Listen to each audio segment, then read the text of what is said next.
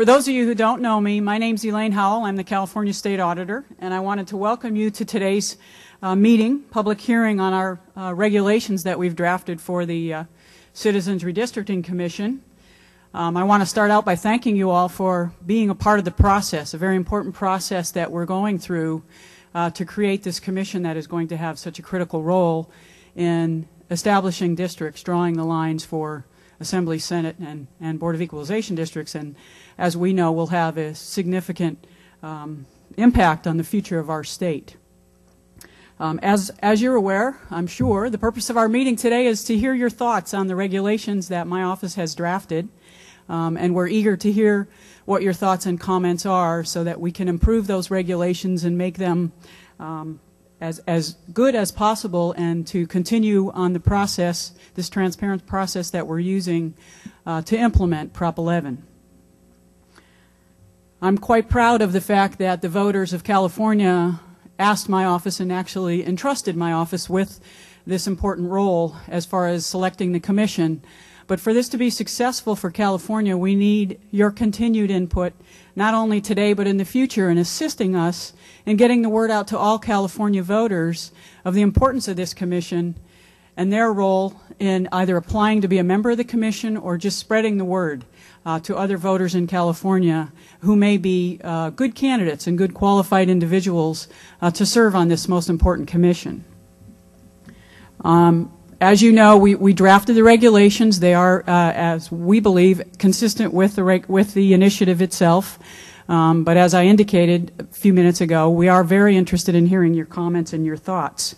And the ultimate goal is for California, for us, to create a commission that reflects the diversity of our state, but also has individuals who are fully qualified and adept in being able to draw these districts and make good decisions as far as the maps for the legislative districts as well as the Board of Equalization districts.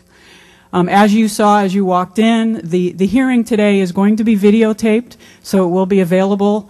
We'll be able to review your comments, not only written comments that you provide today, but certainly watch the video.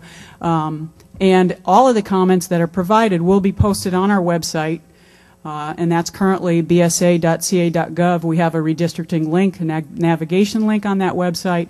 We will be creating a new website. We're in the process of doing so, but at this point in time, continue to check in the Bureau of State Audit's website for the comments that we received today. We'll be posting those, responses to those comments, etc. With that, I just wanted again to thank you for being engaged in the process and ask your continued support and continued efforts in helping us reach out to all Californians, all 17 million voters, to keep them engaged in this most important process. With that, I'd like to introduce our panel, my attorneys in my office, who have worked very diligently on these regs, and they're very excited to hear what your comments are on the regulations today. To my immediate left is Janice Burnett. To her left is Stephen Russo. Next to Stephen is Sharon Riley, my chief counsel, and to her left is Stephanie Ramirez Ridgway. So Sharon will be laying out a few of the ground rules. As you are aware, you came in, we're taking people in sign-in order, but Sharon has a few other logistics she'd like to talk about.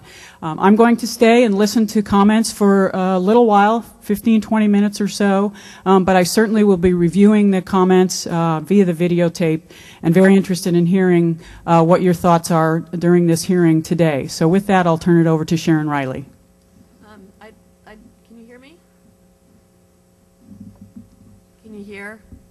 There you go. Now can you hear? Okay, thank you. Again, I'd like to welcome everybody. We're really excited to see you all here, and we're really looking forward to hearing your comments. We are going to be taking comments in sign-in order. If you haven't done so and you would like to make comments, Dan Claypole there in the back is next to a table, and he can add you to our list. Also, we have some information packets available. If you haven't picked one up, you can raise your hand and we can get that to you, or they're also over there with Dan Claypole. Just a little logistics. Today we are here to talk about the regulations themselves and not the merits of Proposition 11. And also, our role is limited to the formation of the commission, so we're asking you to please limit your comments to the regulations and the formation of the commission. We've worked really hard, our legal team here and others in the office have worked really hard to come up with this packet of regulations, but we realize that we can't think of everything, and that's why we're looking forward to hearing your comments. Also, we are under tight timelines. We're going to try to, to the extent that we do amend the regulations, we're going to try to turn that around in a couple-week period. So the more specific you can be in your comments will help us meet those timelines.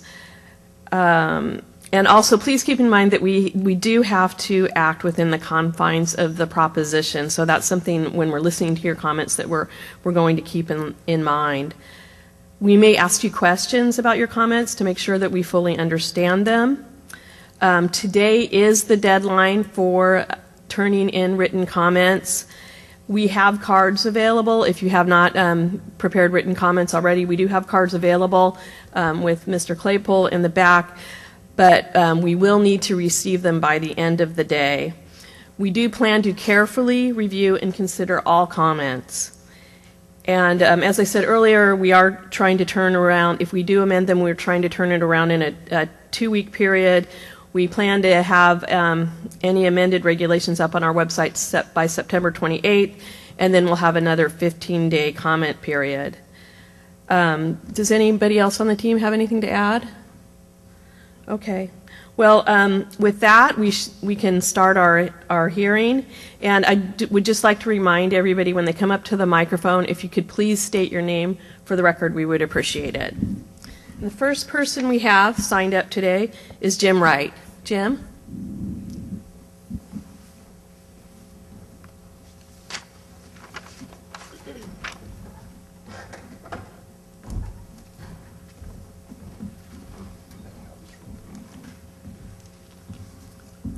Good morning.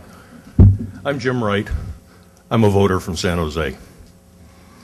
I've previously submitted detailed written comments to Mr. Claypool and Ms. Brumley, the team, containing some concerns and suggestions about the proposed regulations and the draft application form. My purpose here is to inform both the audience and others about some of the arguments that I've made and to reinforce those arguments as best I can.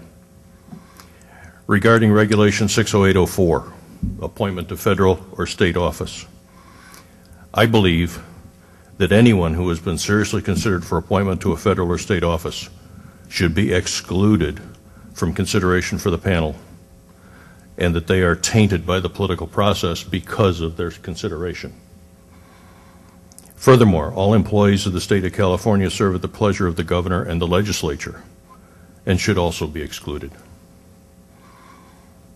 Moving on to Regulation 60813. Actually, Jim, Pardon me? Got a question? Just for the record, I'd like to let you know that that's not true of Bureau of State Audit's employees. We serve at the pleasure of the state auditor, and we're independent from both the legislature and the governor's office. I didn't know that. Thank you. Regarding 60813, a person employed by a consulting firm who in turn applies their services to affect the decisions and direction of any political party or process or election should be excluded. They are active on behalf of their client, irrespective of their personal beliefs. So another possible exclusion. 60815, federal office. I think it should be construed to include the entire executive branch of the federal government. This must include anyone who consults, staffs, volunteers for a candidate for president or congressional election. Active participation on behalf of a political party or candidate is, to me, a clear conflict of interest with the intent of the Voters Act. Now we come to an interesting thing. 60824, randomly draw.